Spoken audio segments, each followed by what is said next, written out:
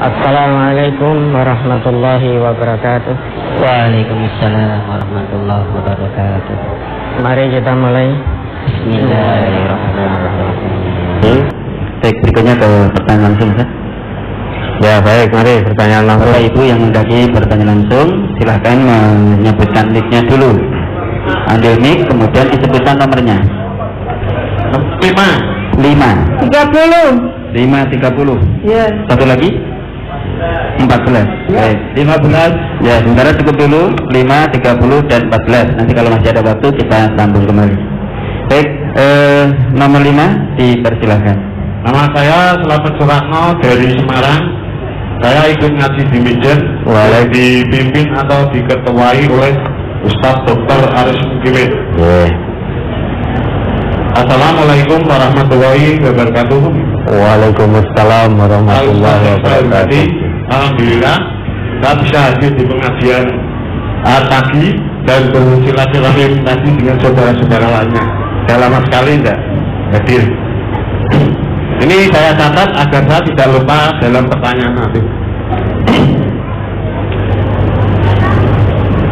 Saya ingin mengutip dari 2 surat Al-Quran dan 1 hadis. Quran surat At-Tahrim ayat 66 ayat 6. Wahai orang-orang yang beriman, peliharalah dirimu dan keluargamu dari api neraka yang bahan bakarnya adalah manusia dan batu, dan seterusnya. Di dalam surat ini yang disebutkan adalah menjaga dirimu. Jadi kemudian keluarga atau orang lain. Jadi yang intinya adalah dirimu. Kemudian Quran surat Al-Maidah ayat 5 ayat surat kelima ayat 99. Ya. Kewajiban Rasul tidak lain hanyalah menyampaikan amanat Allah. Dan Allah mengetahui apa yang kamu tampakkan dan apa yang kamu sembunyikan. Kemudian hadis dakwah sahih. Sebaik-baik manusia adalah yang bermanfaat bagi makhluk lainnya. Mohon penjelasannya. Ini misalkan Ustaz, bukan contoh. Kalau contoh kan berarti sudah ada. Ada seorang hamba Allah yang taat kepada Allah dan Rasulnya sesuai ilmu yang didapat atau dipelajari dan sesuai tingkat pemahamannya. Hamba Allah ini melakukan kebaikan, tapi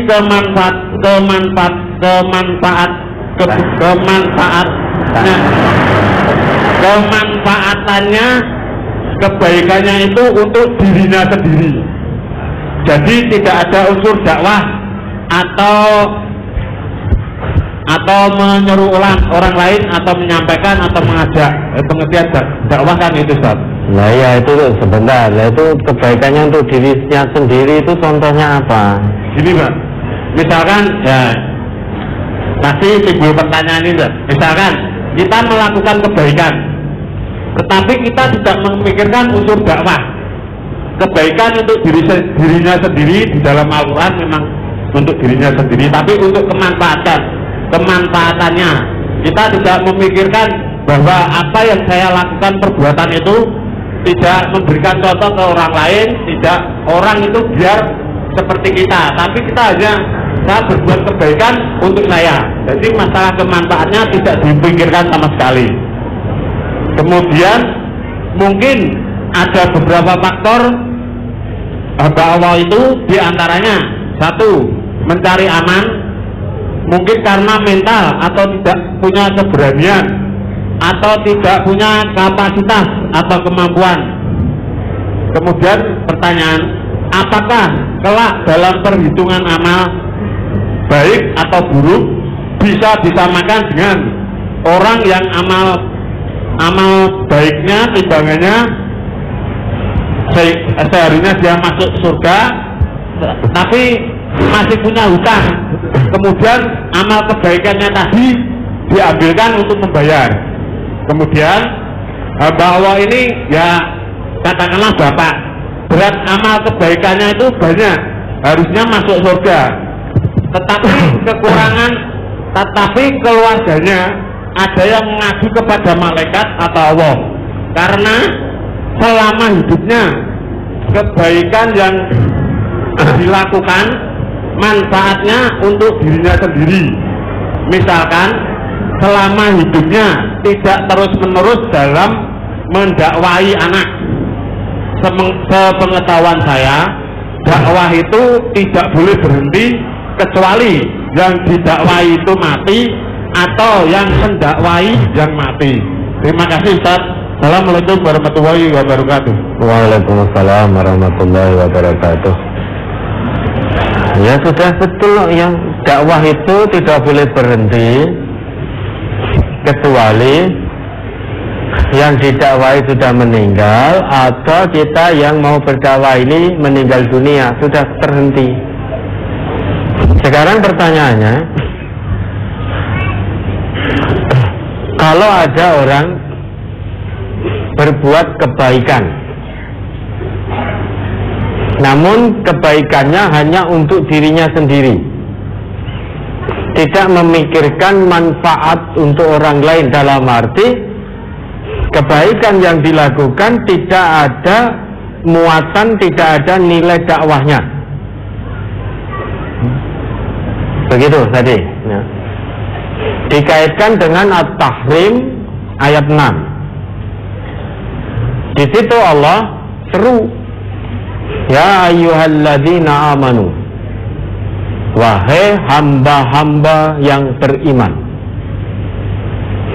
Pertanyaannya, kalau kita telah ngaku iman, maka perhatikan ayat Allah ini, karena kita sedang disapa oleh Allah.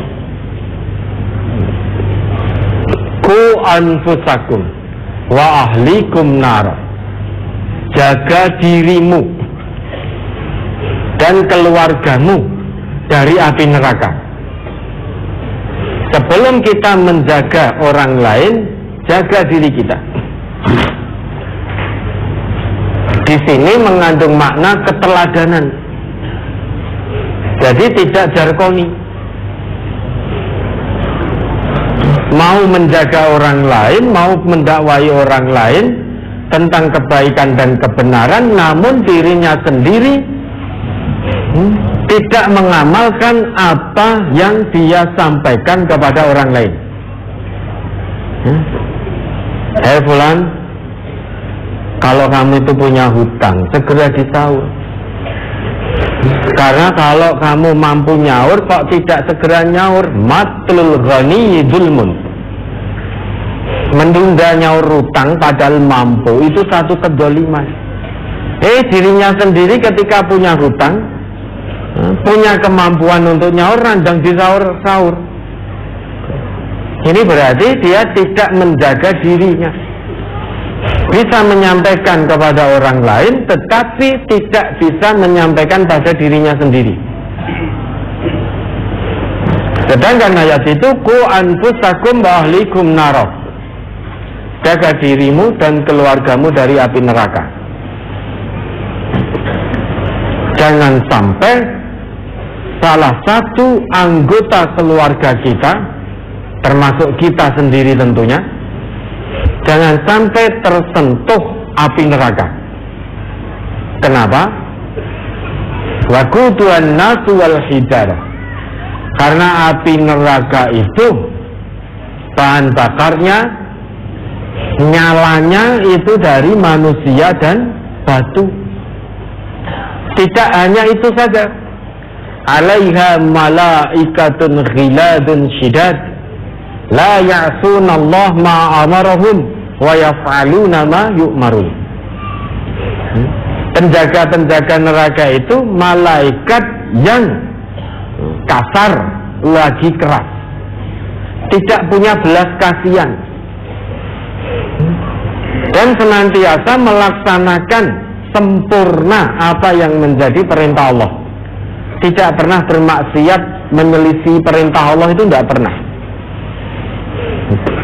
Hei malaikat, siksa itu orang yang dulu di dunia hanya bisa jargoni saja, mesake ya Allah. Malaikat tidak ada begitu. Mesake ya Allah, mboten tega. Malaikat tidak punya sifat seperti itu. Siksa itu yang jarkoni. Nah, malaikat siap, sami'na wa ata'na, seret sudah, bertubi-tubi. Malaikat tidak ada rasa iba. Maka jaga dirimu dan keluargamu. Namun perlu diketahui, kewajiban kita ini hanya menyampaikan. Sampaikan pada dirinya sendiri, sampaikan pada keluarga, pada orang-orang sekitar, dan lain sebagainya, dan lain sebagainya. Jadi kebaikan ini, dakwah kebaikan dimulai dari yang paling dekat dulu. Tidak langsung dari yang jauh, tapi yang paling dekat-dekat dulu, yang ada di sekitarannya. Nah, dalam hal ini tentu keluarga kita. Yang paling dekat dengan kita adalah diri kita.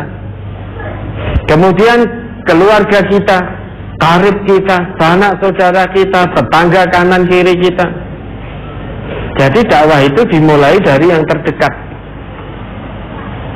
Sebagaimana Nabi dulu, beliau memulai dakwah beliau dari yang paling dekat dulu. Kewajiban kita hanya menyampaikan, sebagaimana kewajiban Rasul. Wa ma 'ala rasulina illal balagh.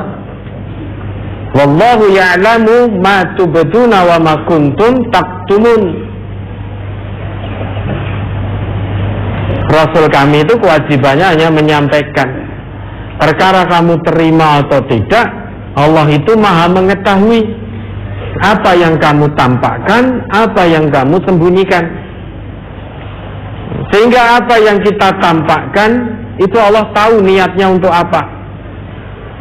Kebaikan yang kita lakukan, Allah maha mengetahui niatnya untuk mencari ridha Allah atau untuk riya. Itu Allah maha mengetahui.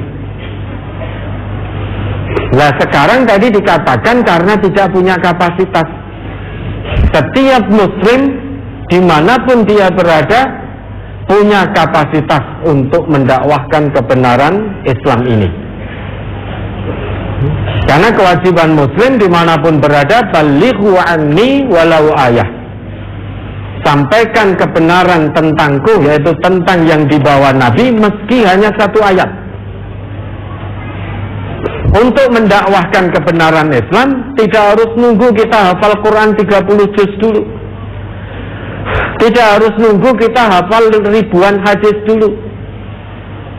Tidak harus nunggu kita fasih bahasa Arab dulu. Tidak harus nunggu kita fasih baca kitab dulu. Tidak. Saat kita menjadi seorang muslim, menyatakan Islam sebagai jalan hidup kita, saat itu kita punya kewajiban untuk dakwah. Dakwah tidak harus melalui mimbar-mimbar saja. Dakwah tidak harus melalui lisan. Panjenengan melakukan satu kebaikan dengan perbuatan. Orang di sekitar panjenengan melihat, oh ini satu kebaikan, satu amal soleh. Contoh, misal panjenengan jaga sholat 5 waktu berjamaah di masjid.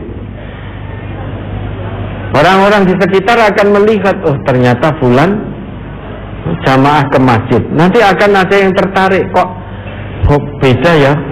Orang yang jamaah ke masjid 5 waktu ke masjid itu hatinya tenang, tidak mudah marah, tidak emosional.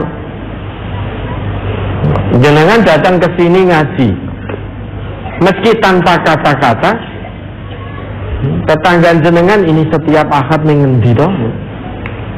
Dia akan mencari tahu. Oh ternyata ngaji. Oh lah pantesan tidak mudah marah, tidak emosional, dalam kebaikan senantiasa ingin berlomba, meski tidak bisa menyampaikan melalui mimbar, namun menyampaikan melalui perbuatan. Dimanapun kita berada, kata Allah, ishhadu bi anna muslimun, saksikan bahwa kami ini seorang muslim. Orang muslim itu di mana tempat hidupnya dikendalikan oleh aturan Islam. Dia berucap tutur katanya santun, tutur katanya baik, dia berbuat perbuatannya baik, sikapnya ma'ruf, dia mencari rezeki sesulit apapun, dia tetap mencari yang halal dan thayyib. Karena dia orang Islam. Orang Islam itu punya aturan. Aturan Islam disebut asilmu, agamanya disebut al-islamu, aturannya disebut asilmu, hasilnya disebut as-salamu. Jadi al-islamu, asilmu, as-salamu.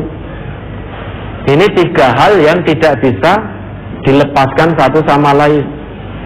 Kalau pengen salam, keselamatan dunia akhirat, harus mau dengan asilmu, aturan Islam totalitas, kesungguhan tanpa batas.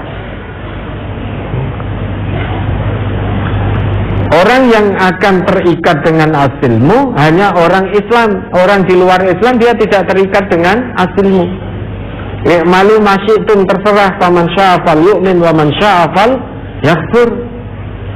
Hanya orang Islam yang terikat dengan aturan Islam. Kalau tidak ingin terikat dengan aturan Islam, maka jangan jadi orang Islam. Kalau sudah menyatakan diri sebagai orang Islam, ikhlas atau tidak ikhlas, mau atau tidak mau, harus menjalankan aturan Islam. Ya ayyuhalladzina amanu dukhulu fis silmi kafah.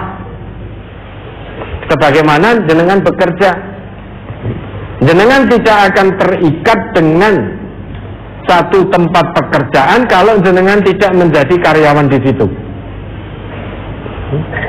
Begitu jenengan masuk, misalkan jenengan jadi pegawai negeri sipil, jenengan terikat aturan yang ada di aturan ASN. Kalau tidak mau dengan aturan ASN, jangan jadi ASN. Misalnya tidak akan dicari, loh fulan kemana? Mau sudah mengundurkan diri, jadi pegawai negeri sipil. Nanti jenengan tidak datang jam 7, tidak jinjering dan lain sebagainya, tidak akan dicari. Tidak mungkin tiba-tiba datang, fulan kok kamu nggak datang? Lalu sudah mengundurkan diri. Begitu pula kalau tidak mau dengan aturan Islam, mundur dari Islam. Sengsara dunia, sengsara akhirat. Tapi kalau mau dengan aturan, mau dengan Islam, harus mau dengan aturan Islam. Salah satu aturan Islam, kita dakwah. Isyhadu bi anna muslimun, tidak harus dari mimbar-mimbar. Dengan perbuatan bisa kita dakwah, orang melihat. Sehingga jadi orang Islam itu ya, kalau dilihat, didengar oleh orang-orang yang ada di sekitar kita, itu harus ada muatan nilai dakwahnya. Maka kalau bertutur kata yang santun, tutur kata yang baik. Kalau berbuat yang ma'ruf, berbuat yang baik sekalipun, tidak dakwah dari mimbar gitu. Maka semua muslim itu punya kapasitas untuk dakwah, karena kewajibannya memang berdakwah. Kalau di kita tidak harus nunggu jadi guru daerah dulu, tidak. Dan jenengan dimanapun berada, usahakan orang yang melihat jenengan itu melihat Islam ada pada diri jenengan.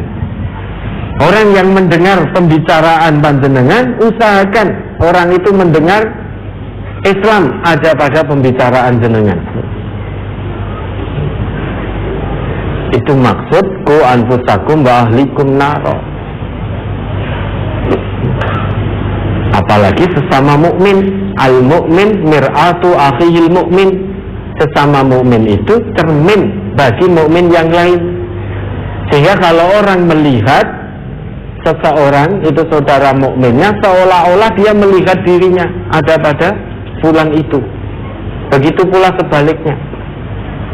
Maka kalau dia mendengarkan pembicaraan dari saudara mukminnya kok tidak sesuai dengan Quran dan Sunnah, karena itu cerminan bagi dirinya, maka dia menegur. Begitu pula sebaliknya, kalau fulan itu mendengar dari pembicaraan kita, keluar dari Islam, maka fulan menegur kita karena kita sebagai cermin bagi dirinya. Sehingga isyhadu bi anna muslimun itu usahakan orang itu mendengar perkataan kita, melihat perbuatan dan tingkah laku kita. Islam ada pada perkataan kita, Islam ada pada perbuatan kita. Itu seorang muslim. Ya. Kemudian khairun nas anfa'uhum linnas. Sebaik-baik manusia, siapa yang paling bermanfaat bagi manusia lainnya? Manfaat itu tidak hanya sebatas memberi, baik memberi dengan tenaganya, dengan materinya, bukan hanya sebatas itu. Kita memberikan nasihat, itu juga manfaat. Kita berkata yang baik, berbuat yang baik, meski tanpa kata-kata, tanpa dakwah dari mimbar, orang melihat kemudian, oh ternyata wong Islam nek ngaji dan mengamalkan hasil kaji itu ya betul-betul sikapnya ma'ruf, itu berkatanya khair, baik, santun, jujur. Jadi itu juga ada kemanfaatan. Nah yang tadi panjenengan sebutkan, orang banyak kebaikan kemudian di sana menjadi habis kebaikannya, itu orang yang muflis menurut Nabi, orang yang pailit. Atadruna mal muflis, apakah kamu tahu siapa orang yang pailit itu? Tanya Nabi kepada sahabat-sahabat beliau. Sahabat-sahabat Nabi itu kalau ditanya tidak pirsa, beliau menjawab, Allah wa rasuluhu a'lam. Allah dan Rasulnya yang mengetahui. Bukan seperti kita ditekoni ramu ngarang. Padahal ngarang itu hanya ada dalam pelajaran bahasa Indonesia. Iya. Kita banyak ditanya masalah sepele, orang ngerti, ngarang-ngarang jawaban akhirnya. Ketika sahabat ditanya Nabi, atadruna mal muflis, apakah kamu tahu siapa orang pailit? Sahabat menjawab, Allah wa rasuluhu a'lam. Allah dan Rasulnya yang mengetahui. Kemudian Nabi melanjutkan sabda beliau, muflis itu orang yang datang kepada Allah dengan kebaikan yang luar biasa banyaknya, namun dia memukul ini, wasyatama hada, mencaci ini, masih punya tanggungan di sana, menzalimi ini, menyakiti ini, itu dan lain sebagainya, sehingga semuanya tadi datang menagih. Padahal di akhirat itu kalau sudah sampai di hadapan Allah, apa yang ditagihkan diambilkan dari kebaikannya. Sampai kebaikannya habis, masih datang orang yang menagih, dulu dizalimi, dulu difitnah, dulu dicaci maki, hutang irung dibalik, sudah tidak ada kebaikan. Maka yang terjadi, dosa orang yang nagih yang datang tadi diambil, digamblok pada orang yang datang membawa kebaikan tadi. Sudah tidak punya kebaikan. Karena tidak punya kebaikan, cara bayarnya, maka dosa orang yang nagih tadi diambil dan diberikan pada fulan tadi, sehingga dia muflis. Kebaikan yang begitu banyak harusnya membawanya ke surga Firdaus, tapi karena di dunia dia pernah mendolimi ini, pernah menyakiti fulan, pernah memfitnah fulan, hutang ora dibayar, pernah memukul fulan, menganiaya fulan dan lain sebagainya, habis kebaikannya. Begitu habis kebaikan, masih datang orang nagih. Akhirnya yang nagih tadi, karena yang ditagih sudah tidak punya kebaikan, dosa orang yang nagih tadi digamblok. Nah, apakah terus lantas kemudian ketika kita menjalani hidup di dunia ini sesama muslim yang satu tubuh, terus kita akan keras hati kita, oh nek ngono titenono, tidak saya maafkan, tak tagih ning akhirat. Apa begitu? Egois itu nggak mendapat kebaikan. Padahal perintah Allah itu ciri orang yang bertakwa salah satunya walafina aninnas, pemaaf sejak di dunia. Kalau di dunia tidak bisa menjadi pemaaf, berarti bukan hamba Allah yang bertakwa. Nah sekarang ada yang menyalahi, seharusnya bisa memaafkan sehingga meraih derajat ketakwaan. Lah kok untuk tak tagih ning akhirat. Yang satu juga begitu. Oh, ditenono, engkau kesalahanmu dulu pernah memfitnah saya juga tak tagih ning akhirat.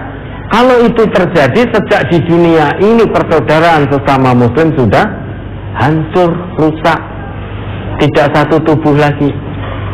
Bukan kebaikan namanya, podo-podo untuk dosane karena tidak mau memaafkan. Sesama muslim, sesama mukmin, kewajibannya itu sejak di dunia saling memaafkan, bahkan sebelum orang itu minta maaf kita saling memaafkan. Kemudian misalkan orang tua tidak bisa istiqomah terus mendakwahkan kebenaran din kepada anaknya, kita orang tua ini ingat ya, kedua orang tua ini menjadi barometer utama.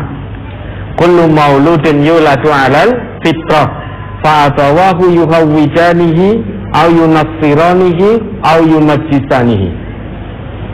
Jadi kedua orang tua ini menjadi barometer utama anaknya apakah akan jadi Majusi atau Yahudi atau Nasrani atau Majusi, akan jadi muslim yang taat pada Allah mengikuti tuntunan Rasulullah, atau akan jadi muslim tapi hanya Islam KTP. Itu orang tuanya. Jadi kewajiban orang tua itu menyampaikan, sekali tempo kumpulkan anak-anaknya, nasihati. Masa bapak ibu tidak bisa nasihati anak? Maka cukup dok ya, sholat yang awal waktu. Nasihati anak berarti mengajak anak untuk diskusi karena anaknya sudah gede-gede. Kenapa toleh dok kok sholat mesti di akhir waktu? Ada apa toh? Panggul mazataro. Coba kenapa kok kamu selalu sholat menunda-nunda? Padahal menunda-nunda sholat itu ciri sholatnya orang munafik. Sampaikan begitu, sentuh fitrahnya. Tidak hanya memberi nasihat saja, tetapi memberi contoh keteladanan. Anaknya pas di rumah diajak, ayo ke masjid karo bapak. Diajak ke masjid. Orang kok hanya do orang di masjid. Lah bapak ning omah sik. Wis tahu. Bapak wis kerep oleh. Nah, itu namanya jarkoni. Maka orang tua ini selain bisa memberi nasihat, dia yang pertama kali melaksanakan apa yang dinasihatkan kepada anak. Karena anak nanti akan melihat. Anak melihat dari orang tuanya, mendengar orang tuanya, kemudian anak akan mengikuti jejak baik orang tuanya. Ya, mudah-mudahan bisa dipahami. Terus berikutnya penanya nomor 30, dipersilahkan. Dari Ibu, mic nomor 30, silakan Ibu. Singkat. Assalamualaikum warahmatullahi wabarakatuh. Waalaikumsalam warahmatullahi wabarakatuh. Ustaz, saya mau nanya Ustaz. Diperkenalkan dulu Ibu. Saya Bu Mariam dari Magelang, Tang. Oke. Yang minggu yang lalu saya silaturahim. Ya. Ini Ustaz, pertanyaan saya Ustaz, tadi udah ada jawaban semuanya, itu masalah saya semuanya kena ya Pak Ustaz ceramah. Masalah berantem itu saya mikirin lah, itu saya semua yang kena itu, nggak ada orang lain. Terus ini pertanyaan saya gini Ustaz, saya itu Ustaz, saya sumpah. Saya bilang saya sumpah demi Allah, sampai kalau anak saya nggak mondok di Gemolong, saya akan pergi dari Secang. Saya nggak tinggal di Secang. Saya mau pulang entah ke Kerawang, entah saya mau di mana dia nggak tahu. Sumpah saya tak Ustaz. Tapi sekarang bapaknya kan tetap mau ngambil anaknya dari pondok ke Molong. Masih kan udah sekarang udah mau 2 bulan. Dan anak ini anaknya Ustaz nih, lihat nih. Ini Ustaz, anak saya Ustaz. Ini saya rumah tangga dari 40 tahun Ustaz, saya nggak pernah berantem, apalagi sekarang ngaji. Sekarang ini gara-gara ini, ya Allah ya Rabbi, suami saya nyumpahin saya dari ujung kaki sampai ujung rambut. Sumpah-sumpahin terus saya, tapi saya alhamdulillah Allah maha tahu, maha apa. Orang ada di bawah Ustaz. Suami saya ikut ada di bawah. Ada. Oh ada juga di sini. Ada, memang saya naik motor tadi gantian. Oh, lah ini ikut di bawah itu di warung atau? Ngaji Ustaz, dia yang awalnya pengen kurang sehat. Ya ikut ngaji, emang dia yang ngajakin terus gitu. Nah ya ini ngaji berarti di lantai 1 atau di lantai 2? Di lantai 1 kali Ustaz. Oh lantai 1 di pinggir jalan atau? Ya ini pertanyaan saya gini Ustaz. Itu saya sumpah begitu, apakah saya sanggupnya bayar 3 hari puasa kalau saya gagal? Maka si anak saya ini mau diambil sama bapaknya, kan anak saya katanya kalau ketemu bapaknya alasannya, "Bi, aku nggak betah," begitu terus. Asal Abi nggak betah, semalam bapaknya ngamuk, saya kan ngambil sama ustazah. Bapaknya ngamuk tuh, mau ke tembok tangannya, wah berat, tangannya lagi stroke. Terus saya bilang, ya Allah, kenapa dia 3 hari keluar? Lah temboknya hancur tidak? Enggak, ini lagi sakit Ustaz. Oh, tangannya yang sakit. Nah, pokoknya dia hari ini mau ketemu anaknya mau dibawa. Saya bilang ngomong ustazah dulu. Saya bilang, udah kamu nggak usah tapi tergantung anaknya Ustaz. Memang anaknya katanya nggak betah. Ya sudah saya. Ya mudah no, kalau ketemu anaknya ketemu bapaknya ngomong nggak betah, ya jangan dipertemukan.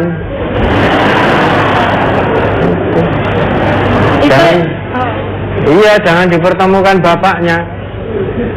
Biar anaknya tidak ngomong nggak betah. Ngomong sudah 2 bulan kok. Ya, terus yang dipertanyakan apa?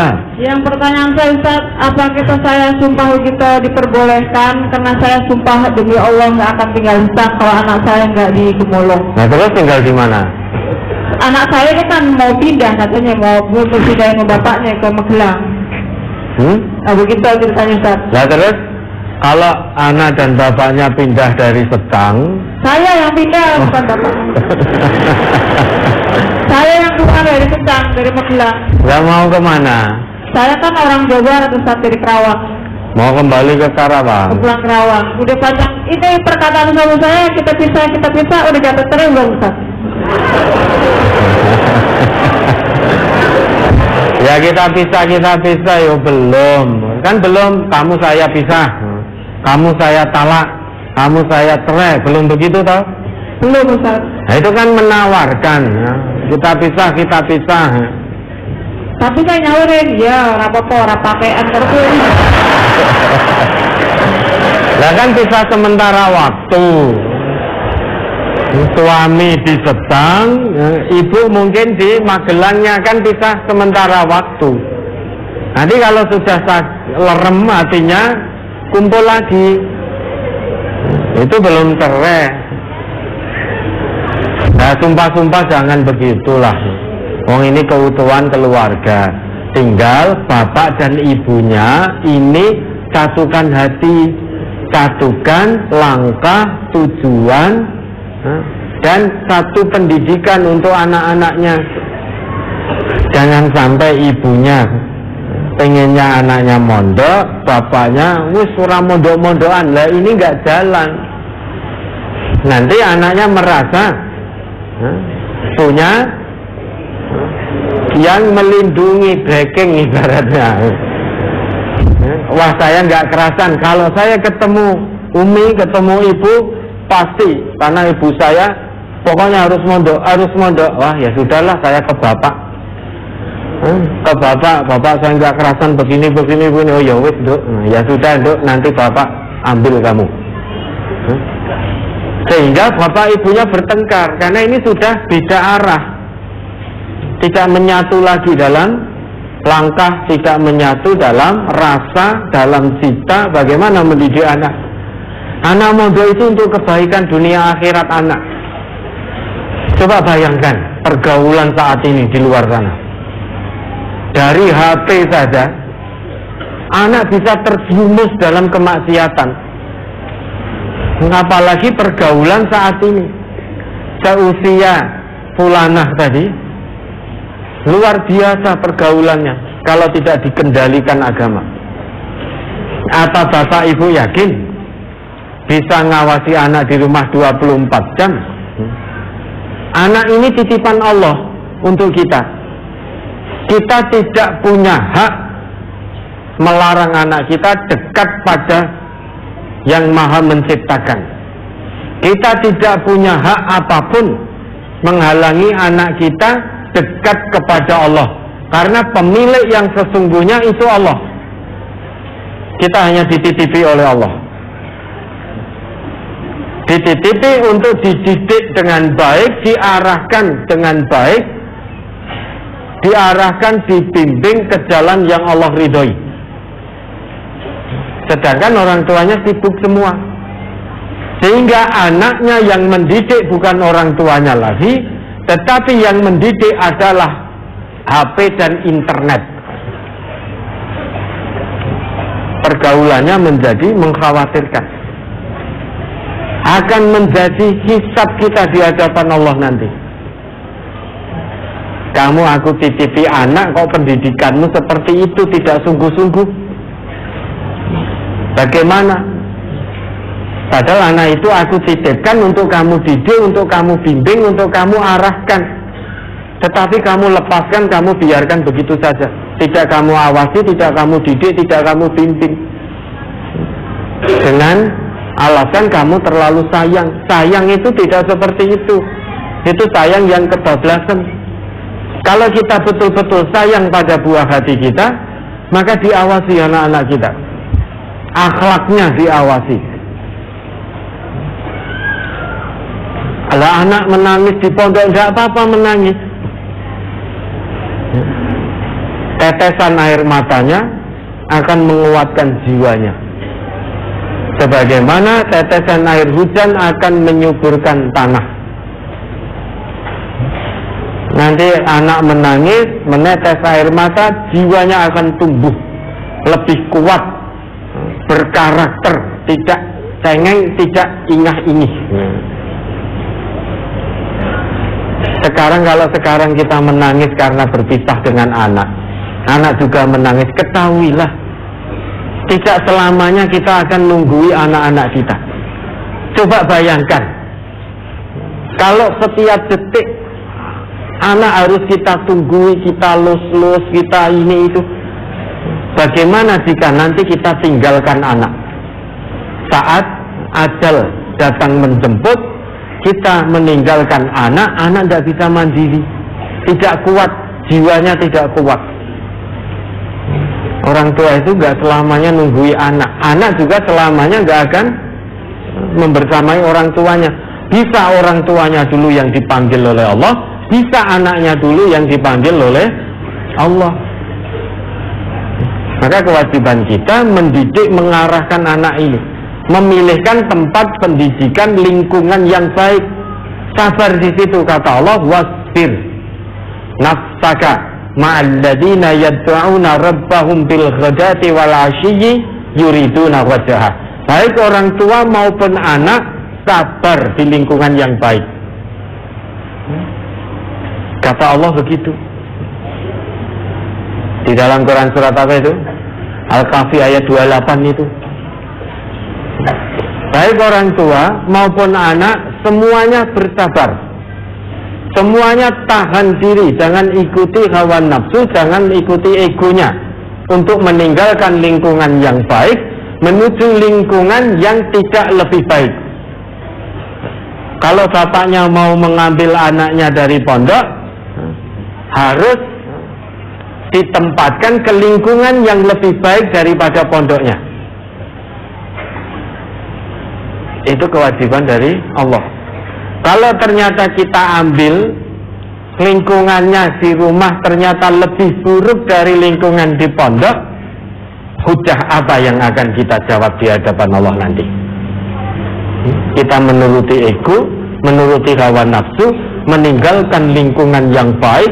Lingkungan baik itu cirinya lingkungan yang bisa mengingatkan kita kepada Allah setiap saat, baik waktu pagi, siang, sore, petang, malam. Itu bisa mengingatkan kita kepada Allah. Itu ciri lingkungan yang baik.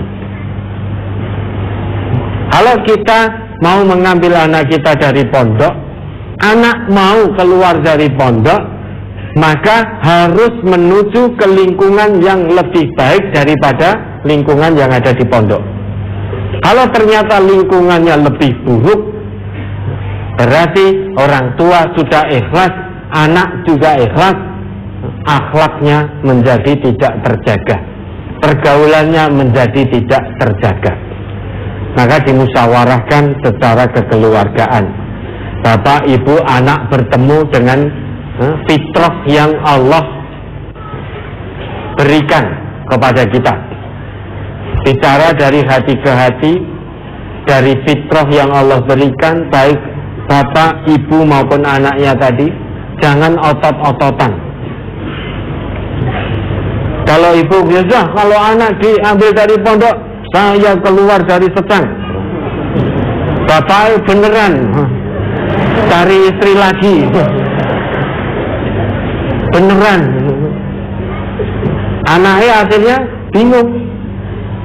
Sementara ini anaknya CS dengan bapaknya,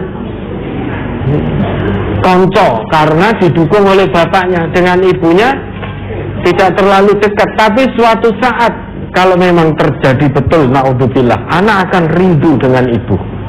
Ibu akan rindu keluarganya ngumpul jadi satu.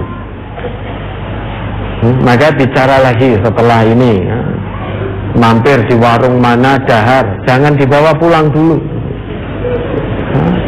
Dahar kemana ini, meskipun anaknya mungkin sedih mendengar keterangan ini, mungkin benci dengan saya, tapi tidak apa-apa, ketahuilah nak ya, ini kebaikan untukmu dunia akhirat. Belum tentu kamu akan temukan lingkungan yang lebih baik dari pondok. Nah, pondok banyak aturannya, memang iya, untuk menjadi baik harus ada disiplin. Kita ini jadi orang Islam itu kan pengennya jadi orang baik. Islam ada disiplinnya tidak? Ada. Tidak boleh kita sholat subuh kok jam 10 pagi, jam 1 siang baru sholat subuh, tidak boleh. Itu disiplin dalam Islam. Inna sholata kanat 'alal mu'minina kitaban mauquta. Itu baru waktu sholat. Tidak boleh lisan kita bicara sembarangan. Bicara harus yang baik-baik. Itu disiplin dalam Islam. Penglihatan kita tidak boleh untuk melihat yang buruk-buruk. Itu disiplin dalam Islam. Orang Islam tidak boleh pacaran, sentuhan dengan lawan jenis yang bukan mahram. Itu tidak boleh. Haram. Bahkan ditikam kepalanya dengan jarum dari besi, itu lebih baik min ayyamat samra'atan la tahillu lahu, daripada menyentuh wanita yang bukan mahram. Ini aturan dalam Islam, disiplin dalam Islam. Maka bagi orang yang hatinya tidak khusyuk, menganggap aturan Islam ini sebagai beban. Ini disiplin untuk kebaikan dunia akhirat. Maka ad-dunya sijnul mu'min. Dunia ini ibarat penjara bagi orang yang beriman, karena ada aturannya, ada disiplinnya. Mau mabuk-mabukan tidak boleh, mau zina padahal pena tidak boleh, pacaran tidak boleh, haram. Mau mencari rezeki dengan cara mencuri padahal hasilnya lebih banyak juga haram. Kan seperti orang terpenjara. Tidak apa-apa terpenjara sebentar, namun bahagia selama-lamanya dunia akhirat. Maka jangan ingin menjadi orang yang bebas tanpa disiplin. Orang bebas tanpa disiplin itu tidak akan jadi baik. Orang yang tidak mau dengan disiplin, dia hanya inginkan kebebasan, tidak ubahnya dia seperti orang yang tidak beriman kepada Allah, orang kafir, tidak mau dengan aturan Allah. Maka di dunia ini wis pokoknya mengikuti hawa nafsu. Maka dunia ini bagi orang mukmin itu ibarat penjara, bagi orang kafir laksana surga, wa jannatul kafir. Surga itu kan, di surga itu kan semuanya dicurahkan, apa-apa boleh, nggak ada larangan lagi. Nah bagi orang kafir hidup ya hanya untuk dunia, dunia untuk dunia, bukan dunia untuk akhirat. Itu bagi orang yang tidak punya iman, fokus hidupnya hanya hawa nafsu, hanya untuk dunia ini. Sedangkan orang yang beriman, dunia untuk akhirat, bukan dunia untuk dunia. Nah itu harus sejak dini diberikan pemahaman, pengertian bahwa dunia untuk akhirat, bukan dunia untuk dunia. Mengalahkan hawa nafsu harus dilatih sejak dini. Maka betul Bapak Ibu tadi menyekolahkan anaknya ke pondok, karena insya Allah pondok itu tempat yang baik, mengingatkan penghuni-penghuni pondok itu pada Allah setiap saat. Belum tentu di rumah kita tega membangunkan anak untuk sholat subuh tepat waktu, belum tentu. Apalagi sedang udaranya dingin, musim hujan. Yang ada kalau nggak tega, adzan subuh sudah didengar, anaknya tambah selimutnya dinaikkan, mesaki. Bisa jadi yang terjadi seperti itu. Lawang tidur itu diangkat penau, kita yang dalil. Tapi nggak tega, sejatinya nggak tega gugah anaknya untuk bangun sholat subuh. Belum tentu kita tega sepertiga malam, kita tega membangunkan anak kita untuk qiyamul lail, itu belum tentu. Tapi kalau ustazah-ustazahnya di pondok itu super tega.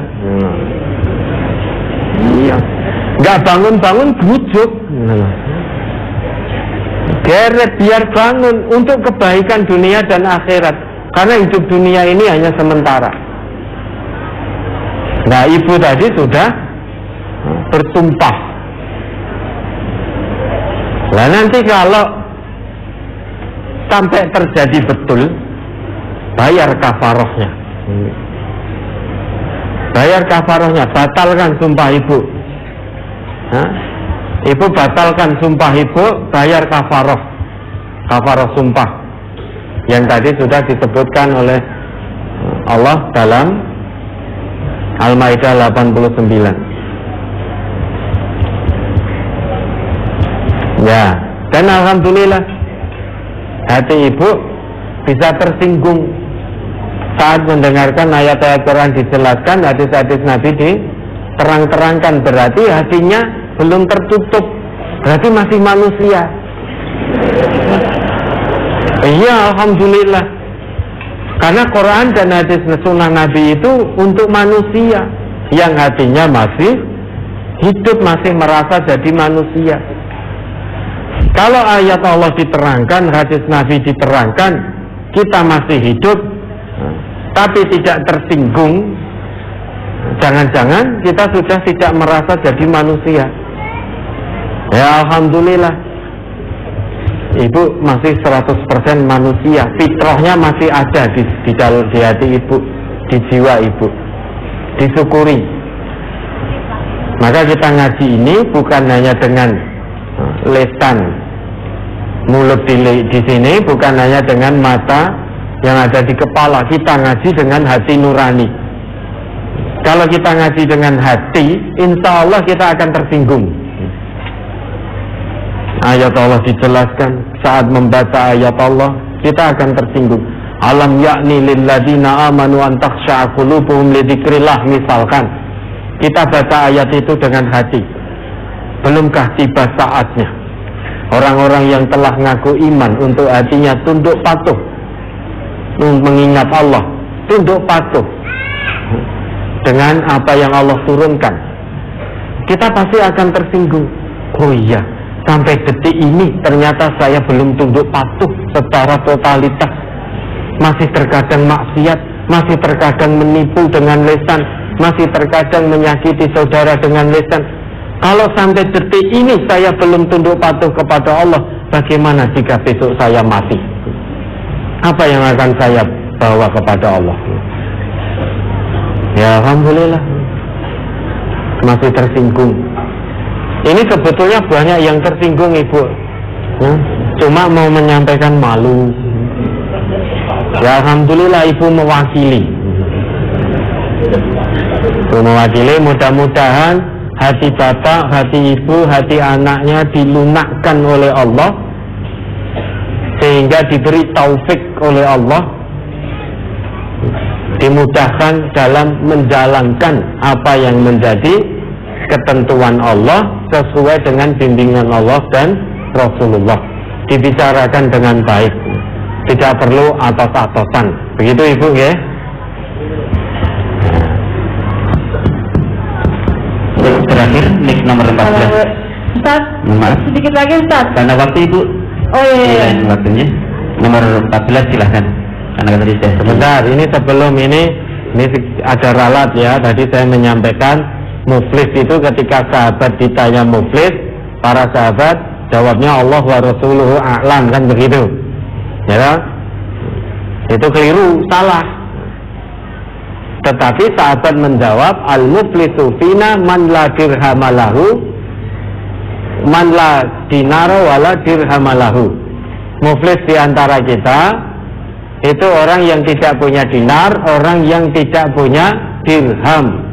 Itu jawab sahabat, karena dalam sepengetahuan sahabat, orang pailit itu orang yang tidak punya dinar, tidak punya dirham, artinya tidak punya harta. Tetapi ternyata tidak, muflis itu bukan orang yang tidak punya harta, tidak punya dinar, tidak punya dirham, tidak punya dolar, tidak punya rupiah, bukan itu.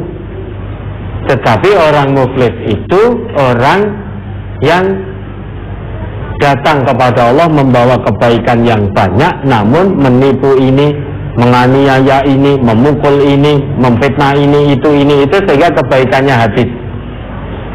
Itu orang yang muflis. Jadi jawaban sahabat bukan Allah wa Rasuluhu a'lam, tetapi al-muflisu fina man la dinara wala dirhamalahu.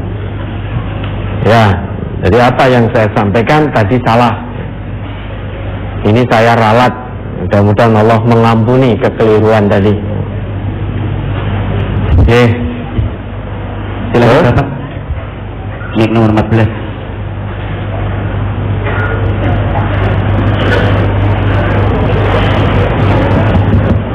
Silakan Bapak. Bismillahirrahmanirrahim. Sudah masuk Pak? Sudah. Bismillahirrahmanirrahim. Terima kasih waktu yang telah diberikan kepada kami. Sebelum saya mengajukan pertanyaan, nama saya Rakiman dari Rembang, Pak Ustaz. Ya. Pertanyaan yang berkaitan dengan tentang syariat Islam yang sudah dicantumkan di dalam kitab Al-Quran. Satu, kami tujukan kepada Pak Ustadz Nurholis. Di sini saya hanya bisa mendoakan kepada Allah supaya Pak Nurholis diberi panjang umur. Amin. Ustadz Nurholis Membimbing anak-anaknya sehingga bisa mewakili Pak Nurholis setelah besok dipanggil Allah Subhanahu wa taala ya. Nurholis ya. Karena dia bisa menyampaikan agama Islam yang dibawa oleh Nabi Muhammad Sallallahu Alaihi Wasallam. Amin. Ini pertanyaan pertama Pak Ustaz. Misalnya ini saya beri contoh kepada Pak Ustaz Nurholis dalam dakwahnya mendakwahkan Islam. Misalnya Pak Ustadz tidak berani menyampaikan apa adanya kitab petunjuk-petunjuk dari Allah, maksudnya masih berani menutupi gitu Pak, sampai mau beritahu kepada anak buahnya tentang sholat 5 waktu itu saja tidak mau, tidak berani Pak. Ini yang saya ketahui. Lah, bagaimana bila nanti Pak Nurholis dipanggil oleh Allah, apakah ditanyai tentang tanggung jawabnya di hadapan Allah mengenai dalil yang dilakukan dengan sampai menutupi ayat Al-Quran tadi Pak. Yang kedua, mengenai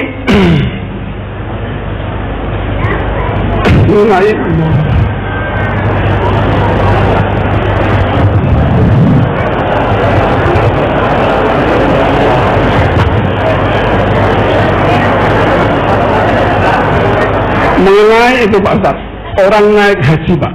Ya.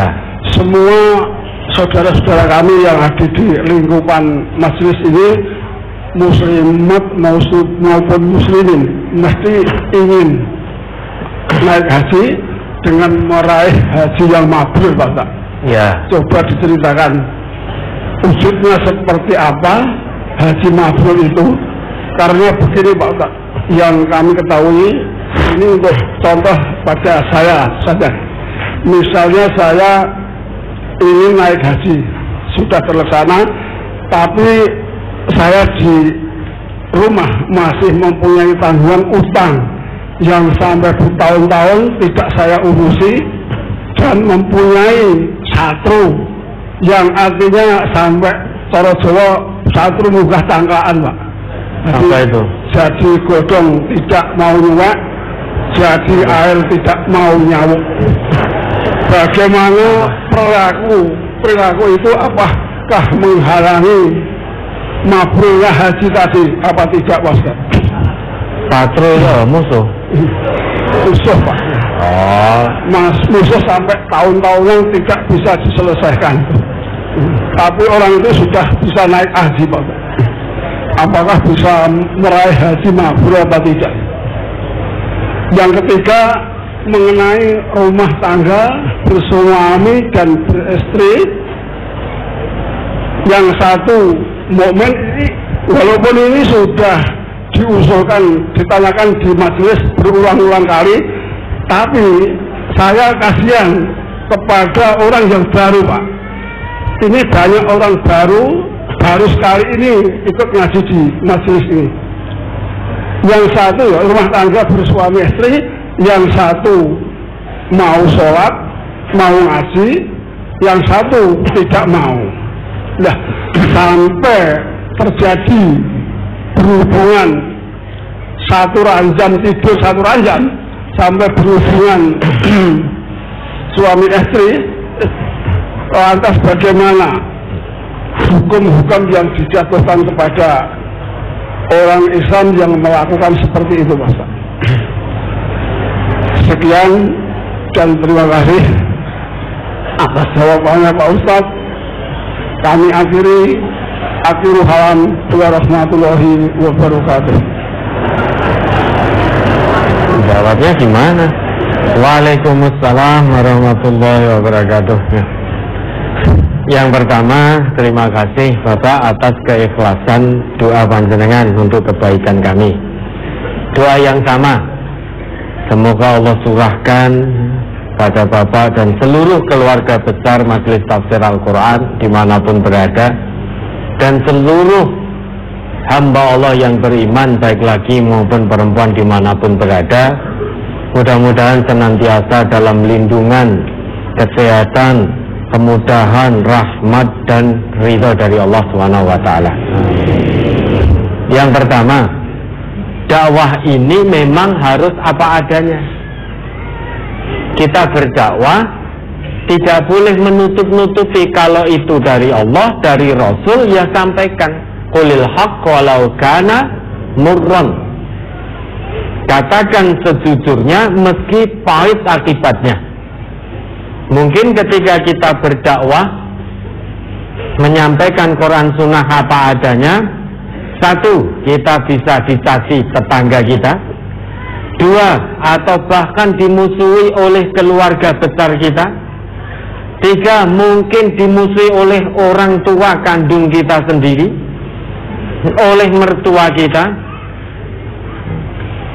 diemoi oleh masyarakat kita, mungkin diusir dari kampung halaman, mungkin difitnah, disesat-sesatkan, mungkin difitnah dianggap disebut sebagai orang yang tidak umum, mungkin dicap sebagai orang yang menungso totonane angel, dan ungkapan-ungkapan yang nek dirasake itu terasa tidak menyenangkan. Namun sekalipun nyawa taruhannya, kita tidak boleh menutupi Quran, menutupi sunnah. Sampaikan apa adanya, jangan ada yang ditutupi.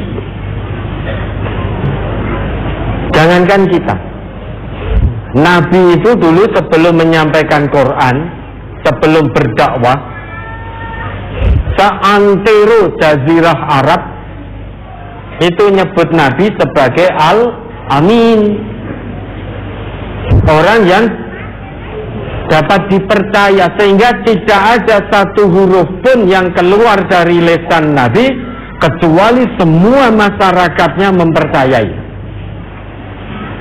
Namun begitu Nabi mendakwahkan Quran,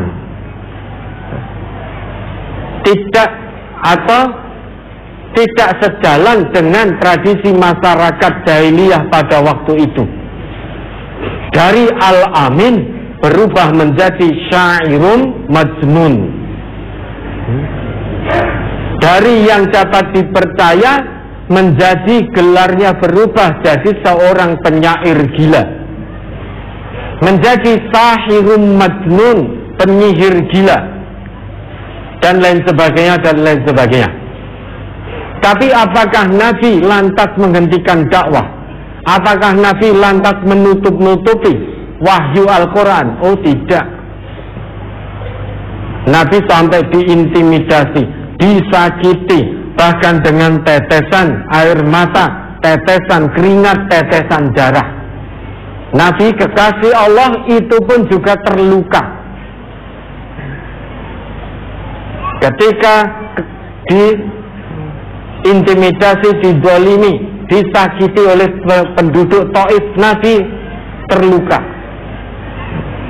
menetes darah, sampai Jibril tidak tega melihat kekasih Allah terluka, nawarkan kepada Nabi untuk ditimpakan gunung kepada penduduk Taif. Kalau kita yang ditawari kira-kira bagaimana? Fulan, itu kamu disakiti ini bagaimana kalau gunung merbabu lawu tak cabut, saya timpakan pada kampung itu? Oh jangan hanya merbabu dan lawu, gunung se-Indonesia cabut semua, timpakan. Itu kalau kita yang ditawari. Tapi kalau Nabi tidak, Jibril, sesungguhnya mereka kaum yang belum mengetahui. Terus disampaikan dan didoakan malah oleh Nabi, Allahumma hdi qaumi, ya Allah, bukakan, berilah petunjuk hidayah kepada kaumku, karena sesungguhnya fa innahum qaumun la ya'lamun, kaum yang belum mengerti. Nabi terus sampaikan kebenaran Quran, tidak ada satupun yang Nabi tutupi. Resikonya Nabi mau dibunuh, itu resiko dakwah sudah. Sehingga kita memilih Islam, memilih jalan dakwah, harus siap dengan segala resikonya. Cacian, makian, hujatan, fitnahan, intimidasi, pukulan, mungkin dilempari, dan lain sebagainya, dan lain sebagainya. Nah kalau saya menutupi ayat-ayat Al-Quran, hadis-hadis Nabi, saya tutupi hanya untuk kesenangan masyarakat, hanya untuk kesenangan para pendengar, maka nanti kalau Allah panggil saya, hisabnya berat. Wa ma yalfidu min qaulin illa waladaihi raqibun atid.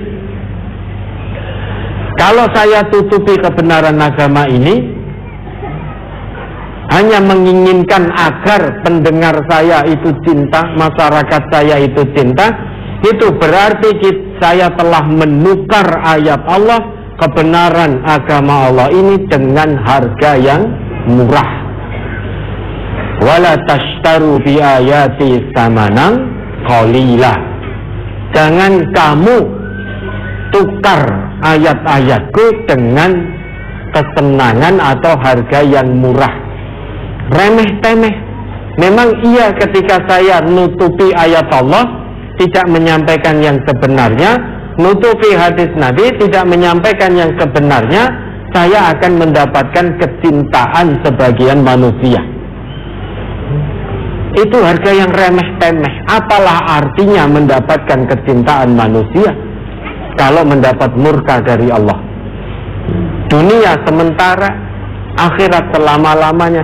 Kita akan kembali kepada Allah, bukan kembali kepada manusia. Maka sekalipun ada manusia yang tidak suka jika Quran dan Sunnah disampaikan apa adanya, tidak perlu risau. Dakwah itu tidak usah dengarkan orang manusia, tidak usah dengarkan orang lain. Jangankan kita berdakwah menyampaikan Quran Sunnah, kita tidur pun akan ada manusia yang tidak suka. Minimal istri kita, anak kita. Orang kok tidur terus, suami kok seharian tidur terus, padahal kita tidur, tidak melakukan apa-apa, tidak bersuara. Paling suaranya hanya ngorok, itu pun juga tidak suka, padahal ngorok itu tidak sadar kita. Ngorok kayak kontainer mogok. Sehingga apapun yang kita lakukan tetap akan ada orang yang tidak suka, namun tetap ada yang suka. Kalau dakwah, andai kata waktu itu Nabi berdakwah mendengarkan omongan manusia, Nabi nggak jadi dakwah, nah.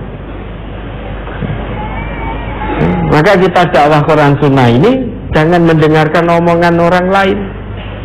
Yang penting kita dengarkan bagaimana Allah, bagaimana Rasulullah.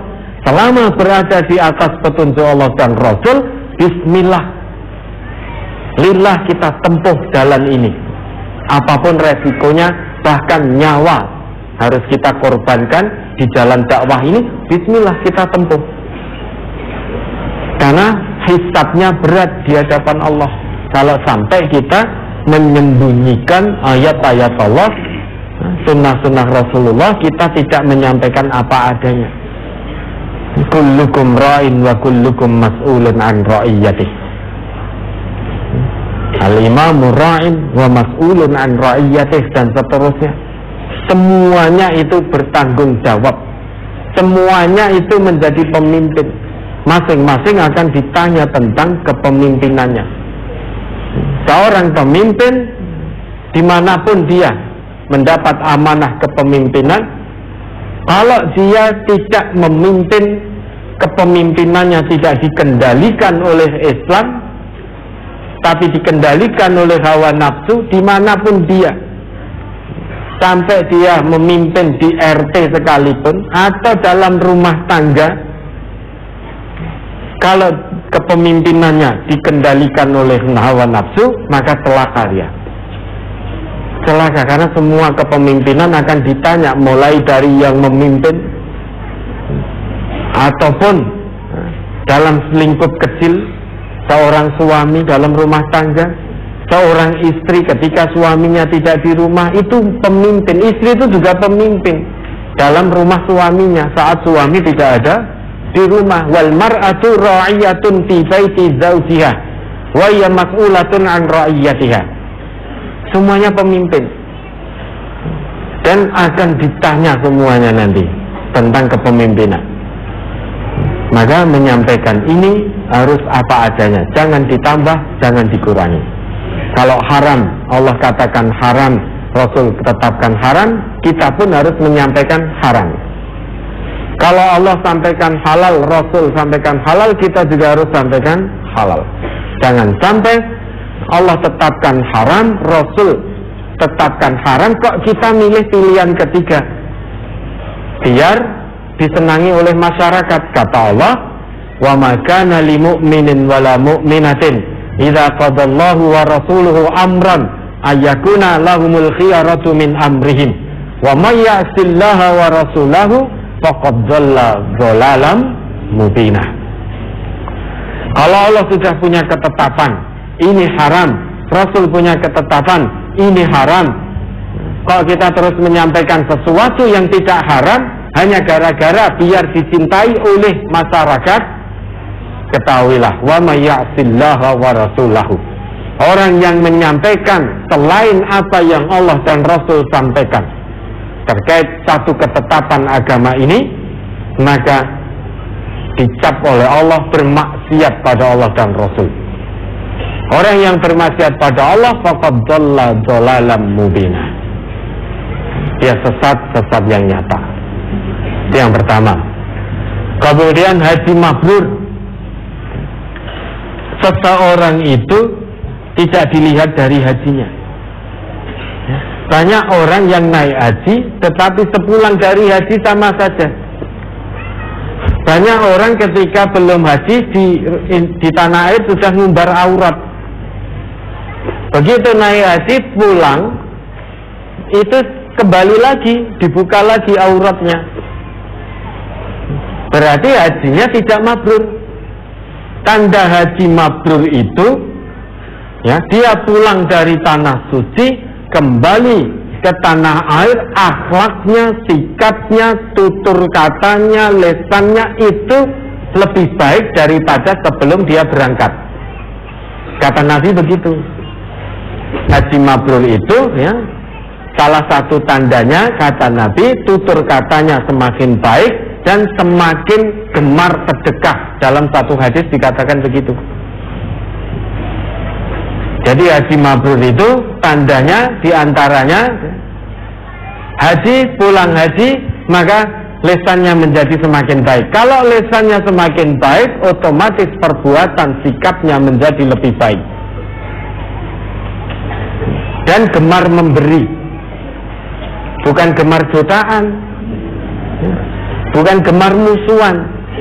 Orang yang hajinya mabrur, kalau sebelum haji masih satru-satrunan, ibaratnya tadi wis ora pakaian wis nganti mati ra arep kenal, mumpung belum terlambat panjenengan rawuh datang kepada bulan, mohon maaf, meski tidak salah. Minta maaf itu tidak harus salah dulu kalau sesama muslim, karena satu tubuh. Muslim yang lain itu juga bagian tubuh kita. Kita pun juga menjadi bagian tubuhnya. Maka kalau kita sudah haji pulang kok masih jutaan seperti itu, ingat, la yahillu li muslimin ayyahjura akahu fawqa salasi layalin yaltaqiyani fayu'ridu hada wa yu'ridu hada wa khairuhum alladhi yabda'u bis salam. Tidak halal bagi seorang muslim kok juta diamkan saudara muslim lainnya lebih dari 3 hari. Nah ini sudah bertahun-tahun, bahkan diniatkan sampai mati orang harus kenal. Padahal sesama muslim 3 hari saja, maksimal 3 hari. Lebih dari 3 hari kata Nabi haram, la yahillu, tidak halal. Keduanya bertemu mak gabrus ning saling berpaling. Yaltaqiyani fayu'ridu hada wa yu'ridu hada. Yang ini berpaling, yang itu juga berpaling. Wa khairuhum alladhi yabda'u bis salam. Maka usahalah jadi manusia yang terbaik. Siapa itu? Yang memulai sopo aruf dulu, memulai untuk membuka pembicaraan dulu, menyapa dulu. Karena nanti kalau disapa, ingat bahwa fulan itu juga hamba Allah yang punya fitrah. Kalau disapa saja belum cukup, perintah Nabi tahadau, saling berhadiahlah. Tadhadis syahna'u, kirim hadiah, saling memberi, niscaya akan hilang permusuhan dengan saling memberi. jalankan perintah-perintah agama ini dengan totalitas, dengan semaksimalnya. Lah pripun angel loh, kalau masih lah pripun angel berarti kita masih mengikuti kata hawa nafsu. Memang berat karena melawan hawa nafsu.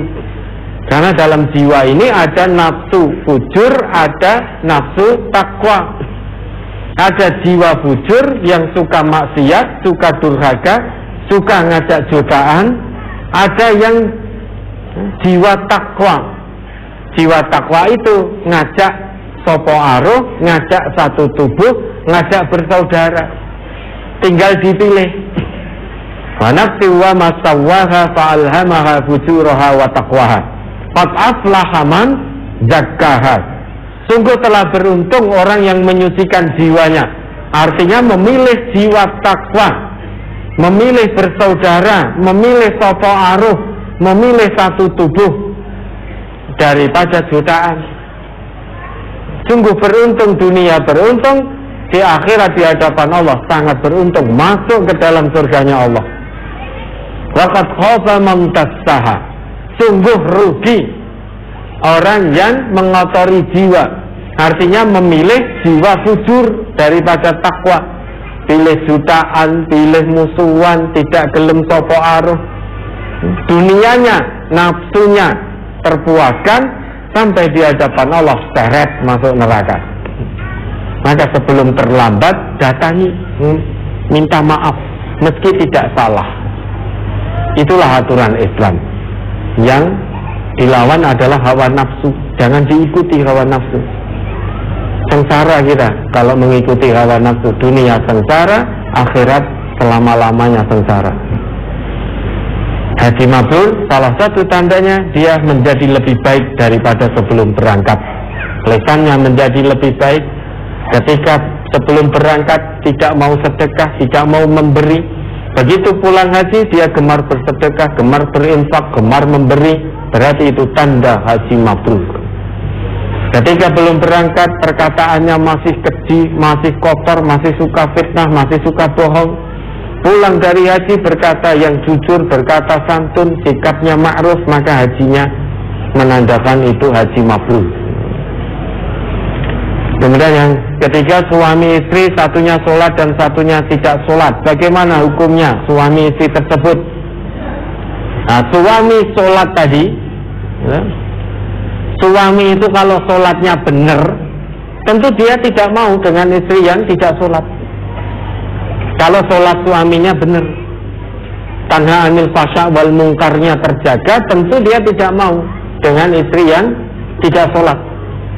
Kenapa? Karena Allah berfirman al-khabisat lil khabisin. Coba diingat kembali ayatnya itu. Al-khabisat lil khabisin wat-tayyibat lit-tayyibin. Perempuan keji hanya pantas untuk laki-laki keji. Perempuan yang baik hanya pantas untuk laki-laki yang baik. Maka kalau ada perempuan yang tidak sholat, kok laki-lakinya sholat, ini ya tidak semestinya. Laki-laki sholat kok mau dengan yang tidak sholat? Ini pertanyaannya. Kalau laki-lakinya sholat tertib 5 waktu, berfungsi betul sholatnya, tentu tidak mau dengan perempuan yang tidak sholat. Begitu pula sebaliknya. Coba dibaca itu. Surah An-Nur surat ke-24 ayat 26. Al-khabisatu lil-khabisina wal-khabisuna lil-khabisat wat-tayyibatu lit-tayyibina wat-tayyibuna lit-tayyibat. Ulaika mubarra'una mimma yaqulun lahum maghfiratu wa rizqun karim. Wanita-wanita yang keji adalah untuk laki-laki yang keji, dan laki-laki yang keji adalah buat wanita-wanita yang keji pula, dan wanita-wanita yang baik adalah untuk laki-laki yang baik, dan laki-laki yang baik adalah untuk wanita-wanita yang baik pula. Mereka yang dituduh itu bersih dari apa yang dituduhkan oleh mereka yang menuduh itu. bagi mereka ampunan dan rezeki yang mulia, yakni surga. Keterangannya apa itu?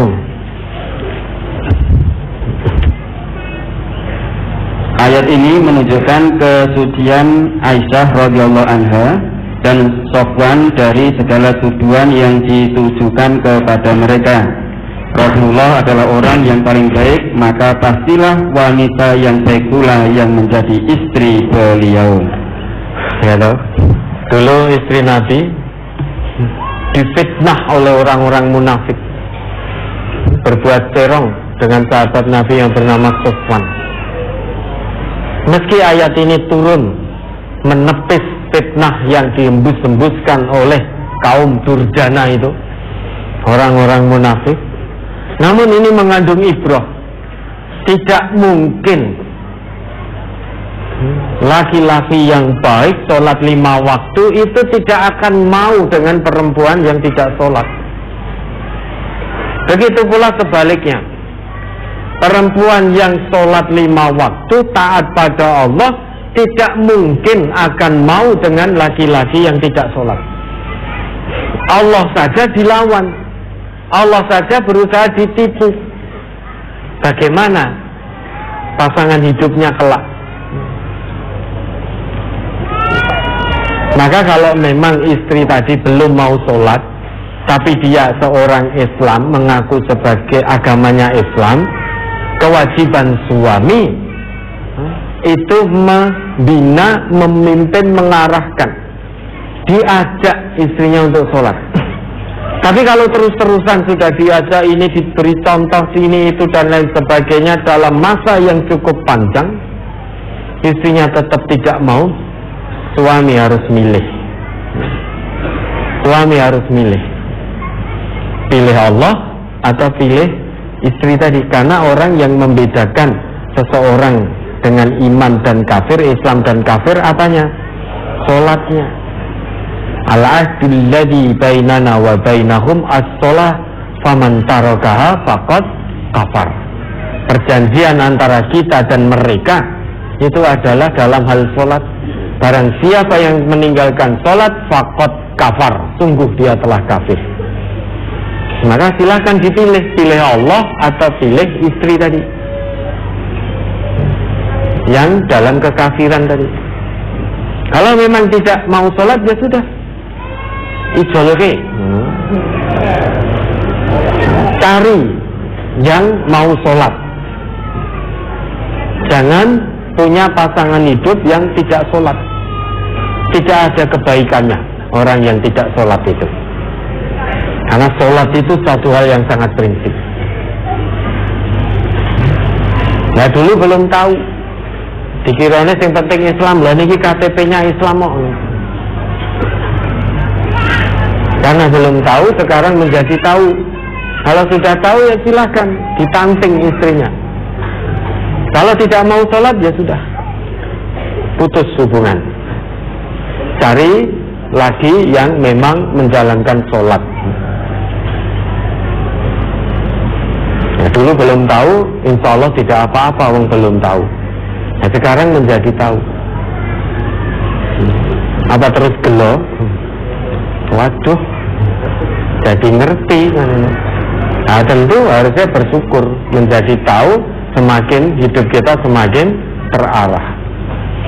Ya, sudah cukup ya? Atau lanjutkan? Sudah? Cukup. Baik, Bapak Ibu, saudara-saudari, kurang lebihnya kami mohon maaf. Salam saya nanti untuk keluarga di rumah. Mari kita akhiri. Alhamdulillahirabbil alamin. Subhanakallahumma wa bihamdika asyhadu an la ilaha illa anta astaghfiruka wa atubu ilaik. Wassalamualaikum warahmatullahi wabarakatuh. Waalaikumsalam.